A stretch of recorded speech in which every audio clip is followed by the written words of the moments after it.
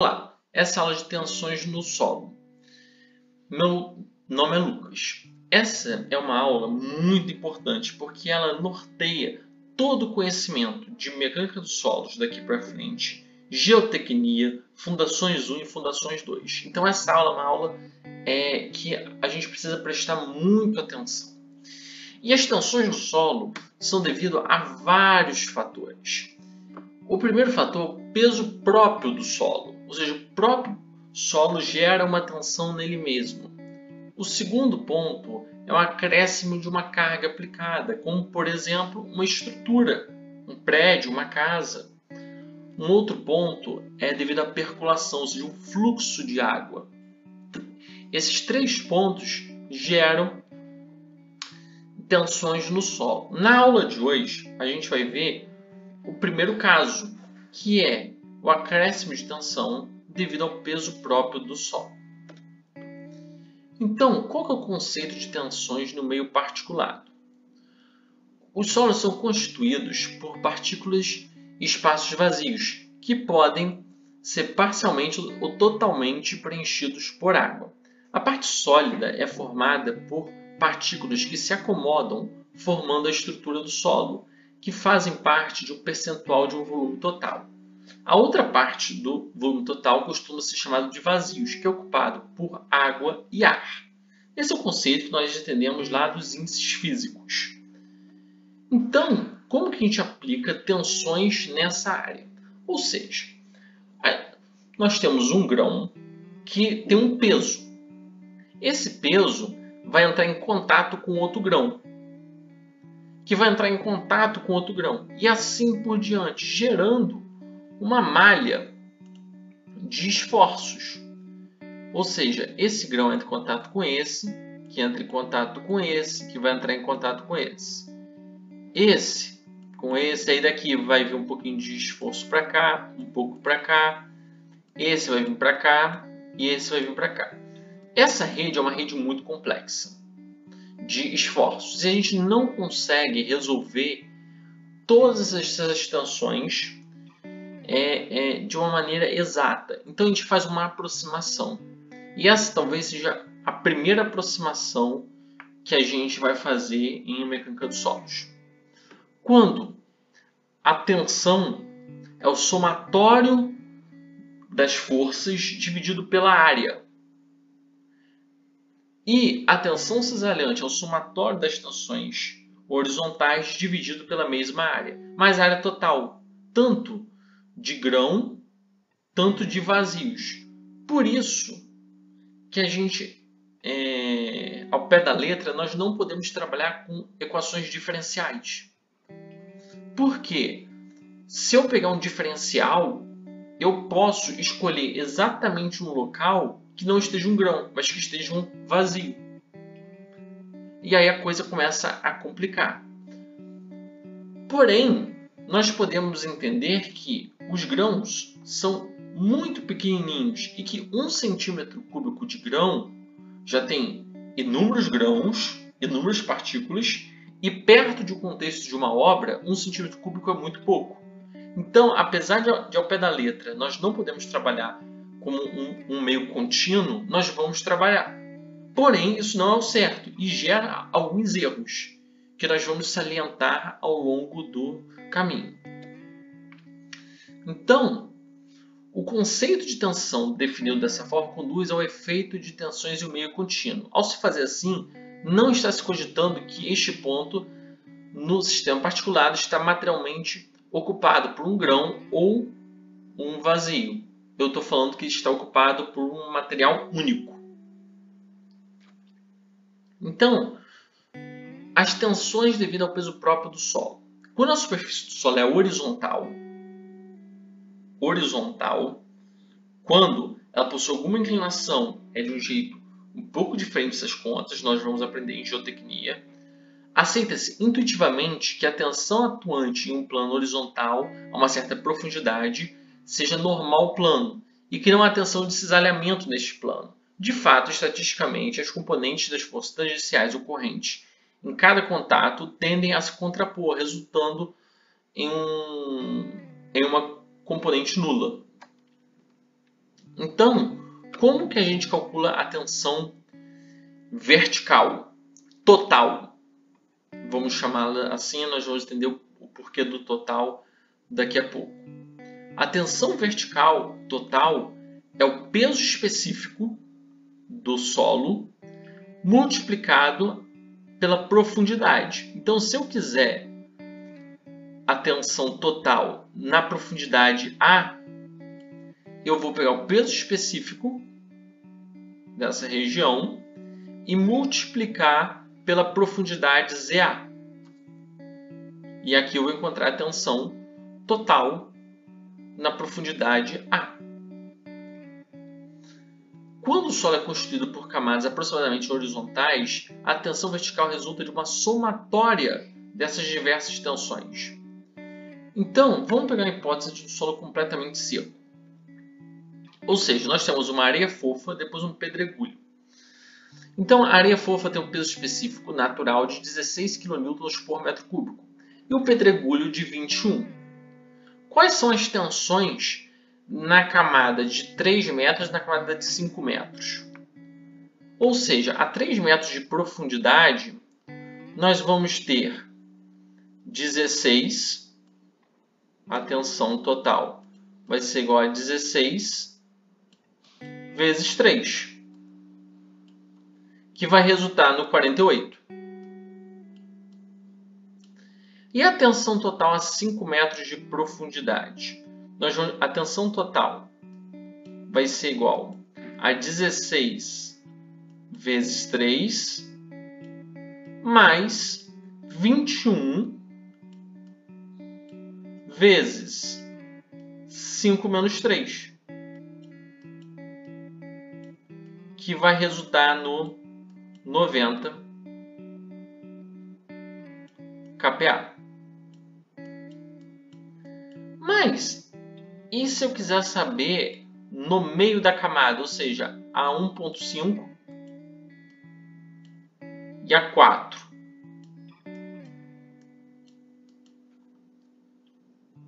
Eu tenho como saber pelo mesmo procedimento. Então, a 1.5 gera uma tensão vertical total de 24 kPa e a 4 metros de 69 kPa.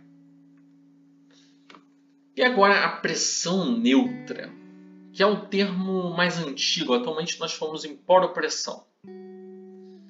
A poropressão é a pressão da água a uma certa profundidade. E como que eu calculo essa pressão da água, que é uma pressão que ocorre no interior dos poros? Ela acontece, eu calculo como peso específico da água vezes a profundidade que eu quero calcular menos a profundidade do nível d'água. Então, se meu nível d'água está em ZW, eu quero saber minha poropressão em ZB. Na posição B, eu pego o peso específico da água e multiplico por ZB menos ZW. Daí eu tenho a minha poropressão. Ou seja, eu tenho a tensão devido ao peso próprio do solo, que é a tensão vertical total, e tem a poropressão, que é a pressão devido à água nos poros. Daí nós chegamos a um conceito das tensões efetivas, que ocorre pelo princípio das tensões efetivas de Terzagh, que é basicamente as leis de Newton para a mecânica dos solos. Qual que é a primeira parte do princípio das tensões efetivas? As tensões em qualquer ponto de uma massa de solo podem ser computadas a partir das tensões principais, σ1, σ2 e σ3, que atuam em um ponto. Se os vazios do solo estiverem preenchidos por água sob uma pressão U, as tensões principais consistem de duas parcelas. Uma parcela de valor U, que age na água e na parte sólida em todas as direções, em igual magnitude, porém sem empurrar os grãos uns contra os outros. Essa parcela é denominada de poropressão.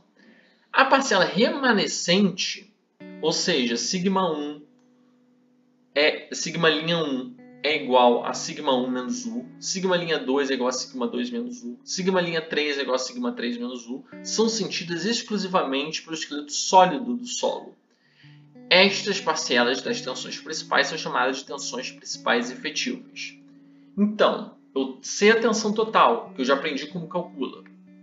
E eu sei a poropressão, que eu já aprendi como calcula. Subtraindo um do outro, eu tenho a tensão efetiva.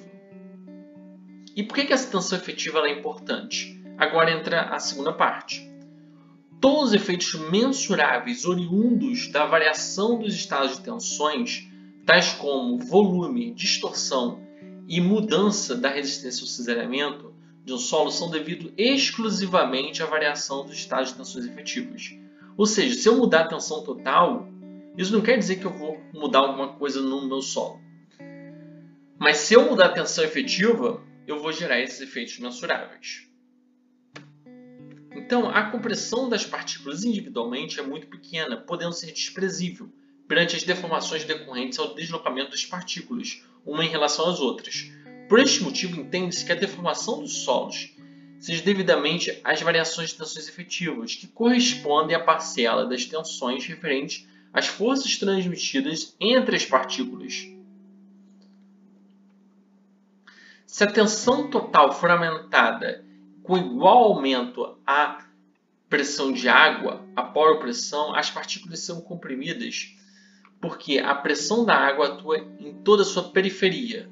Considerando que a área de contato entre os grãos são extremamente pequenas e também que elas ocorrem tanto nos contatos acima quanto nos abaixo de qualquer partícula, as forças transmitidas às partículas abaixo dela e nas quais ela se apoia não se alteram, porque uma contrapõe a outra.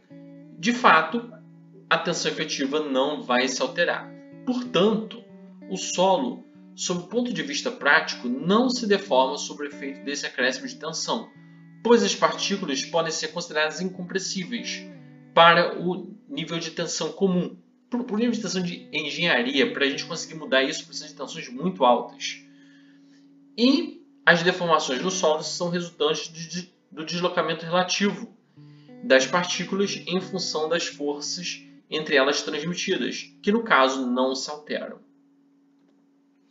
Se a tensão total num plano aumentar sem que a poropressão aumente, as forças transmitidas pelas partículas nos seus contatos se alteram.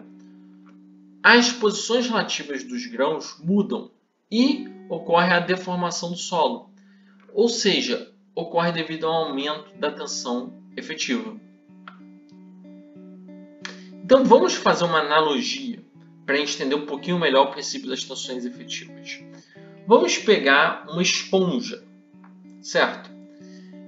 Colocando sobre uma esponja que está embaixo d'água, um peso de 10 kN. Sobre essa esponja, esse peso vai esmagar essa esponja. Ou seja, ela vai reduzir de volume. Por quê? Porque esse acréscimo foi efetivo. Mas, se eu escolher uma altura de água que seja a mesma altura decorrente de um acréscimo de tensão de 1 kPa, ou seja, 10 centímetros de água, eu não altero o estado de tensões efetivos, ou seja, a minha esponja vai permanecer com o mesmo volume. Ou seja, se eu pegar uma esponja e colocar no fundo das fossas marianas, ela não vai encolher de volume. Se o nível d'água se eleva, o aumento da tensão total provocada pela elevação é igual ao aumento de poropressão nos vazios, e o solo não se comprime. Por essa razão, uma areia ou uma argila na plataforma marítima, ainda que esteja a 100 metros de profundidade, ou a 1000 metros de profundidade, ou a 10.000 metros de profundidade, pode se encontrar tão fofa ou tão mole quanto no fundo de um lago de pequena profundidade. A tensão efetiva é responsável pelo comportamento do solo e só mediante uma análise através das tensões efetivas, consegue estudar cientificamente os fenômenos de resistência e deformação dos solos. A primeira parte do princípio das tensões efetivas é correta. A segunda parte, entretanto, não leva em consideração o comportamento viscoso das argilas, que se manifesta em deformação sem variação da tensão efetiva, como no caso do adensamento secundário, que influencia certos aspectos de comportamento, como a dependência da resistência não drenada à velocidade de carregamento. Ou seja, para os casos simples, o princípio das tensões efetivas ele vale e está valendo, a gente pode dimensionar a luz dele. Porém, para certos casos, o princípio das tensões efetivas, mais especificamente a segunda parte dos princípios das tensões efetivas, não é tão válido assim. Então aqui nós temos um exemplo que eu vou deixar para vocês fazerem de tensão total, poropressão e tensão efetiva. Vocês façam esse exemplo e tragam na próxima aula para a gente poder discutir os resultados. Façam o caso 1, o caso 2 e o caso 3, onde o nível d'água está a 1 metro de profundidade, está exatamente na superfície ou está 1 metro acima da superfície, ou seja, uma enchente ou um rio de 1 metro de profundidade. Calculem as tensões totais, as tensões efetivas e as poropressões para todo esse perfil. E aqui nós vamos falar um pouquinho sobre a resistência ao cisalhamento. Então, porque a gente precisa de alguns conceitos básicos para a gente poder definir um outro tipo de tensão. Então, vamos falar um pouquinho da experiência de Coulomb.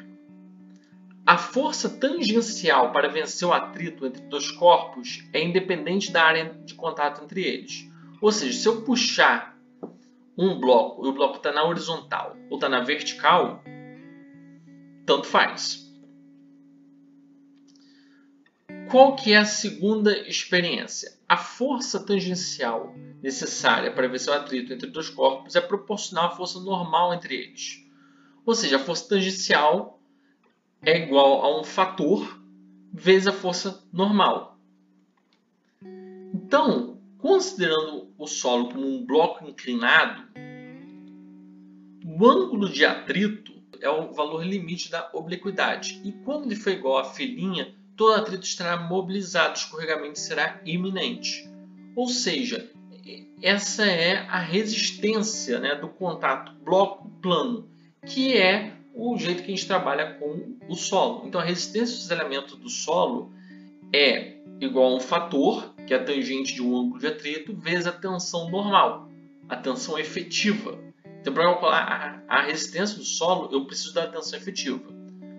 Porém, aparece um termo, que é a coesão.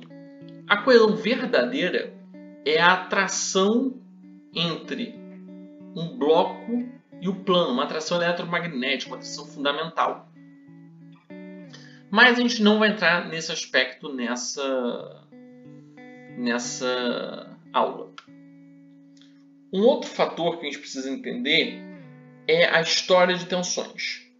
Então, vamos considerar que o solo está submetido a uma certa tensão. Se a tensão atual que ele está submetido é a maior tensão que o solo já foi submetido em toda a sua história, o solo é considerado normalmente densado.